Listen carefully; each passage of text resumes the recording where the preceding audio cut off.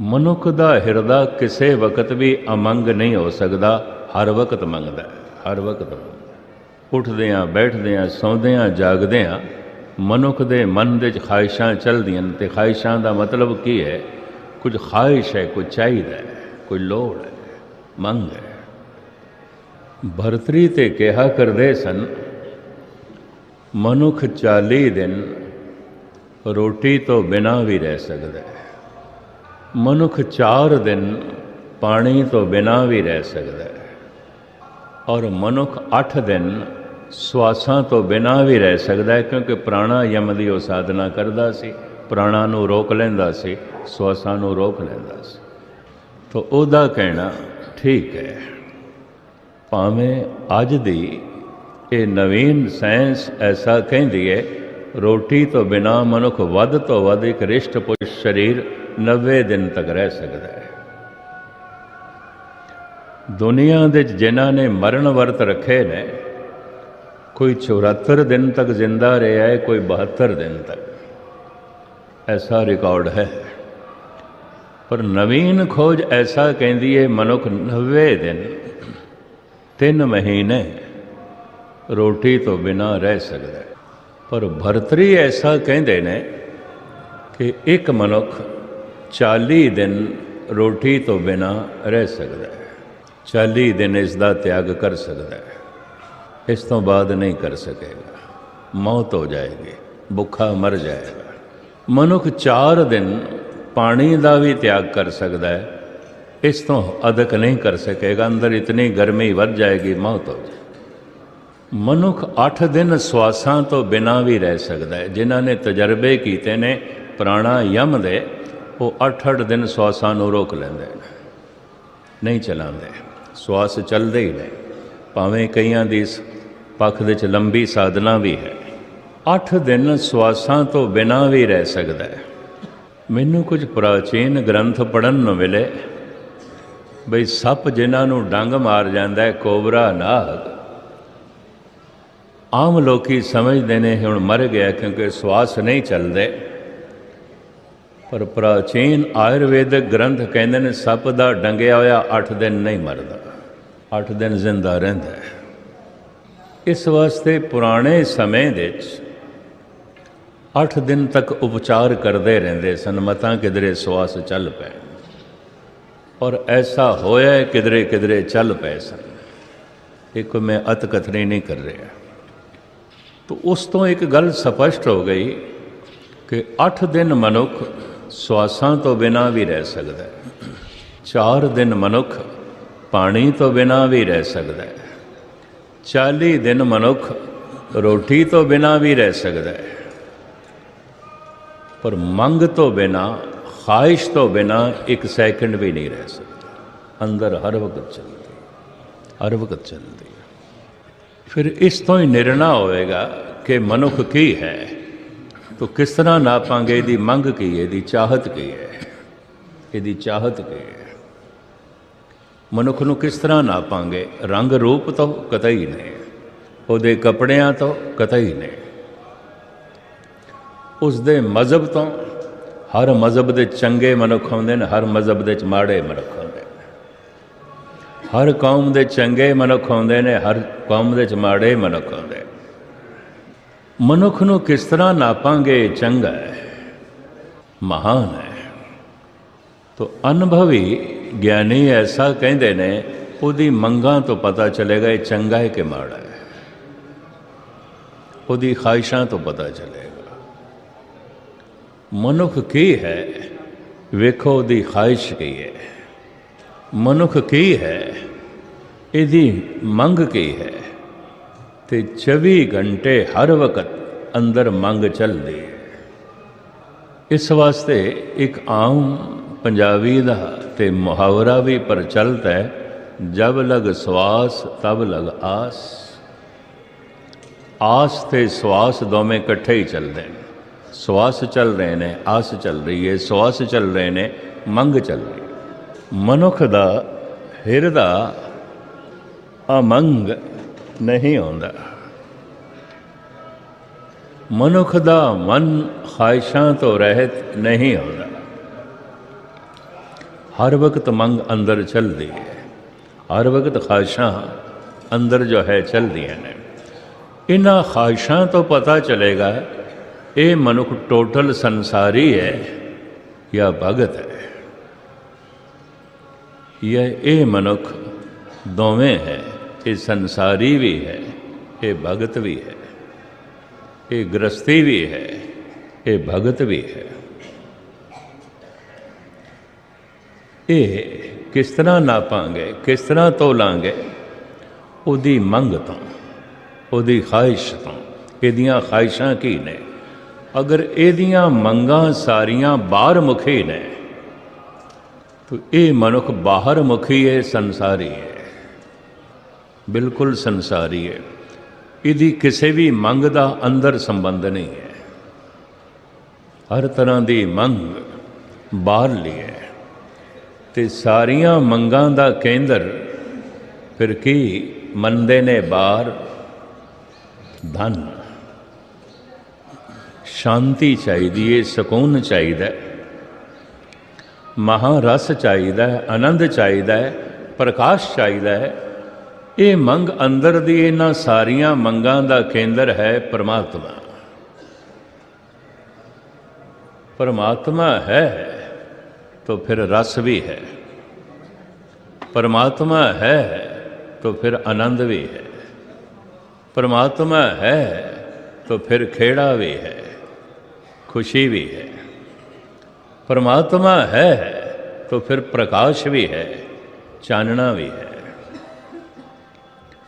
हुण मैं अर्ज करा, धन है तो पदार्थ भी है गए ने, धन है तो चंगा मकान भी है, धन है तो चंगे कपड़े भी ने, धन है तो घर दे चंगा साजो समान भी है।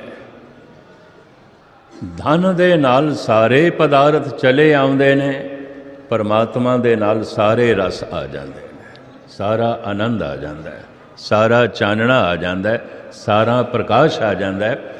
परमात्मा नहीं तो आनंद कित्थे? परमात्मा नहीं तो महारस कित्थे? ते मैं अर्ज करा, धन ही नहीं तो चंगा मकान कित्थे? धन ही नहीं तो चंगे कपड़े कित्थों? धन ही नहीं तो घर दे चंगा साजो समान कित्थे? सारे पदार्थ धन की परिक्रमा करते हैं। सारा रस, आनंद, खेड़ा, प्रकाश परमात्मा की परिक्रमा करता है। परमात्मा ही नहीं तो आनंद कैसा? धन ही नहीं तो पदार्थ कित्थों ते पदार्थां दा सुख कित्थे? हुण मैं दूसरा पहलू अर्ज करन लगा। पदार्थां दा सुख समाजक है। घर दे एक व्यक्ति नूं चंगा चौखा धन मिल गया है तो सारे दा सारा घर धनवान हो गए। समाजक है, समाजक है, बड़े ध्यान नाल सुनना। समाजक है। घर का एक व्यक्ति धनवान हो गया तो पत्नी भी धनवान हो गई है, बच्चे भी धनवान हो गए, भैन भी धनवान हो गई, भरा भी धनवान हो गए। धन समाजक है और उस सुख दे सारे साझीदार हो सकते हैं। पदार्थ सोना मकान है तो उहदे च पति भी रह रहा है, पत्नी भी रह रही है, माँ बाप भी रह रहे हैं, बच्चे भी रह रहे हैं। समाजक है, समाजक है। तो चंगा मकान तो धन नाल मिलेगा ना, चंगा मकान बनेगा धन नाल बनेगा। धन समाजक है। ये मैं अर्ज करा, किसी नूं प्रभु का नाम मिल गया, धर्म मिल गया, ये समाजक नहीं है, नहीं है, ये व्यक्तिगत है। सिर्फ एक मनुख नूं रस आ रहा है, सारा घर बेरसी नाल जी रहा है। सिर्फ एक मनुख कोल चानना है, प्रकाश है, सारा घर मूर्खता दे जी रहा है। सिर्फ एक व्यक्ति कोल परम आनंद है, सारा घर ते परम कलेश दे जी रहा है, लड़ाई झगड़े दे जी रहा है। सिर्फ एको ही मनुख दे कोल दैवी गुण ने, सारा परिवार ते अवगुणा दे जी रहा है। क्यों? नाम धर्म समाजक नहीं है। तो इस आधार पर मैं कहता हुन्ना, भावें तर्क भी खड़ी हो जाती है, कोई देश पूरे का पूरा धार्मिक नहीं होता। जब कोई कहते ने भारत देश धार्मिक देश है, इन्ने लुटेरे, इतने ठग, इतने बेईमान, धार्मिक देश नहीं है। धार्मिक कोई व्यक्ति होवेगा, कोई इंसान होवेगा, व्यक्ति होवेगा। सारा देश कोई धार्मिक नहीं होता, तो सारी कौम भी धार्मिक नहीं होती, चाहे हिंदू ने, चाहे सिख ने, चाहे मुस्लिम ने, चाहे क्रिश्चन ने, यहूदी ने, पारसी ने, जैनी ने, बौद्धि ने, सारी कौम नाम रसक नहीं आती, धार्मिक नहीं आती। हुण सारी कौम की गल छड्डो, सारा शहर भी धार्मिक नहीं आता। कह सकते सारा देश धार्मिक है। ये धर्म नगरी सिफती का घर। इत्थे उस दिन मैं 2-4 बंदियां नूं रोंदियां देखिया, बई साडी ते जेब कट गई, पैसे ही जाते रहे, वापस किस तरह जाइए। तो ये डकैत भी इत्थे ही ने ना, ये जेब कतरे भी इत्थे ही ने ना, ये चोर भी तो इत्थे ही ने। कोई पूरे का पूरा शहर भी धार्मिक नहीं होता।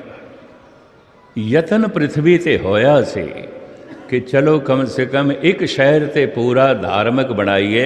हज़ारां साल पहले इस तरह का यतन किया सी शिव जी ने, महादेव ने किया सी। उन्होंने काशी वसाई, बनारस वसाई, और हुक्म ये किया जो बैरागी मनुख ने, जिन्होंने संसार तो बैराग हो गए, कोई पकड़ नहीं, वो इत्थे आवन, दूजे नहीं, दूजे नहीं। इस वास्ते बनारस नूं शिवां दी नगरी कहते हैं, महादेव का शहर कहते हैं। और महादेव कहा करते सन सारी दुनिया दे बनारस दे संत मशहूर होणगे। सारी दुनिया दे बनारस दे ब्रह्म ज्ञानियां दी धुम पैगी।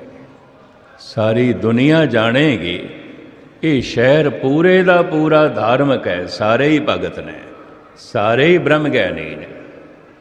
चलो ऐसा सी मन भी लेंदे शिव जी दे वक्त होया होवेगा कि उन्होंने बाकियां नूं आण नहीं दिता होना है, तो जिहड़े बैरागी मनुख होने ने, रसक होने ने, वही इकट्ठे कीते, वही रहो।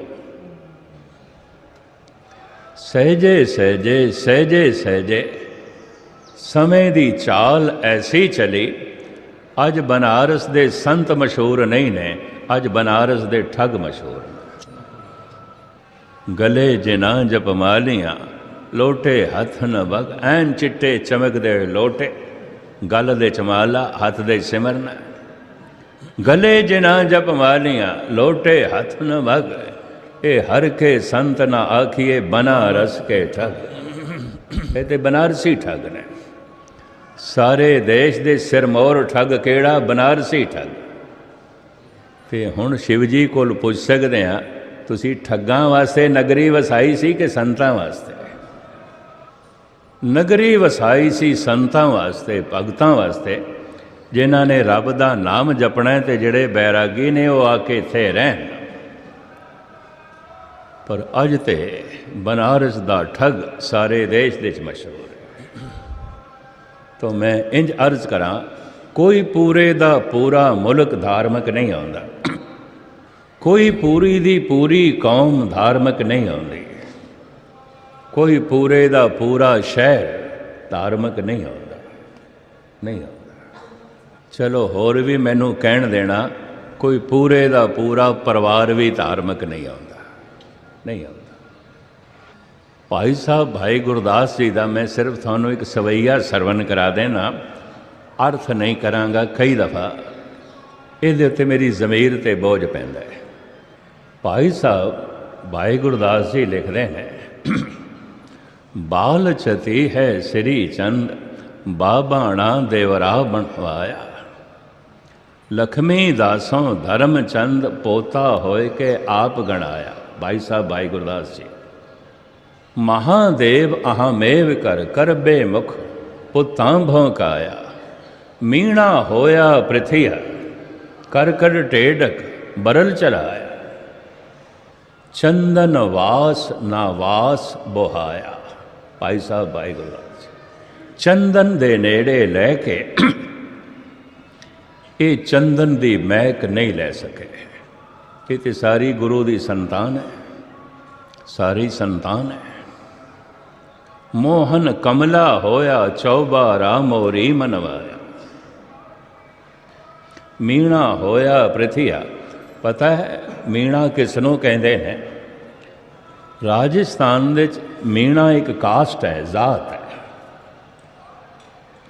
हुण तो नवी जनरेशन सुधर गई है, ठीक हो गई है। जब राजस्थान के सारे रजवाड़े सन, स्टेटां सन, किधरे डाका पै जाए, किधरे चोरी हो जाए, तो पुलिस तलाशी लैंदी सी मीणियां दे करते भाई इन्हां दे चों कोई होवे। ये कौम बदनाम हो गई। अज नवी जनरेशन सुधर गई है, ठीक हो गई है। तो मैं अर्ज करा मीणा शब्द भाई गुरदास जी वरत रहे ने बाबा पृथी चंद लए। मीणा होया पृथिया कर कर टेडक बरल चराया। महादेव अहमेव कर कर बेमुख पुतां भौकाया। चंदन वास ना वास बुहाया। चंदन दे नेड़े रह के ये चंदन दी महक नहीं ले सके, नहीं ले सके। घर दे ची सी राम नू रोज़ वेखदी सी, पर मतरेई मां कह कही ते कोई रस नहीं ले सकी। मंथरा भी कुछ नहीं ले सकी। मामा ही सी कंस, कृष्ण तो कख भी नहीं ले सके, वैरी बनिया रहे। कोई पूरे दा पूरा परिवार भी धार्मिक नहीं आंदा। कोई पूरी दी पूरी कौम ते जात भी धार्मिक नहीं आती। कोई पूरे दा पूरा शहर भी धार्मिक नहीं आंदा। कोई पूरे दा पूरा देश भी धार्मिक नहीं आंदा। धर्म व्यक्तिगत है। हाँ, किसी देश नूं असी कह सकते हैं ये सारे दा सारा देश धनवान है, जैसे अमेरिका धनवान है। सारे दा सारा देश बड़ा शक्तिशाली है, जैसे कि अमेरिका कह सकते हैं। पर अज तक इस तरह नहीं होया कि कोई सारे दा सारा देश धार्मिक है। सारे दा सारा परिवार भी धार्मिक नहीं है। देश की तो गल छड्डो। इहदे उत्ते मैं उदाहरण देंदा हुंदा, वो भी तुहाडे सामने रखां। प्रहलाद धार्मिक है, उहदा पिता धार्मिक नहीं है, सारा परिवार धार्मिक नहीं है। धन गुरु रामदास जी महाराज गुरु नानक दी गद्दी दे वारस, कलयुग दे अवतारी पुरुष। लेकिन पृथी चंद की है, सारा दिन लड़दा है ते झगड़दा है। धन गुरु रामदास जी महाराज नूं कहना भी पिया, काहे पूत झगड़त हो संग बाप, जिनके जने बडीरे तुम हो, तिन स्यों झगड़त पाप। ये पाप है। सारा दिन लड़ाई करते हैं, झगड़ा करते हैं, और वो भी पैसों की खातर, धन की खातर। गुरु अर्जन देव जी महाराज कहते हैं, किस ही वाद घाट किस ही पे, सगरे लर लर मोआ, माए बात पूत हित भ्राता। उन घर घर मेलियो दुआ। धन ने घर घर दे द्वैत खड़ी की, दीवार खड़ी की। बिरा दे विचकार, प्यो पुत्र दे विचकार, भैन बिरा दे विचकार, भैन भैन दे विचकार। माए बाप पूत हित भ्राता। उन घर घर मेलियो दुआ। क्यों?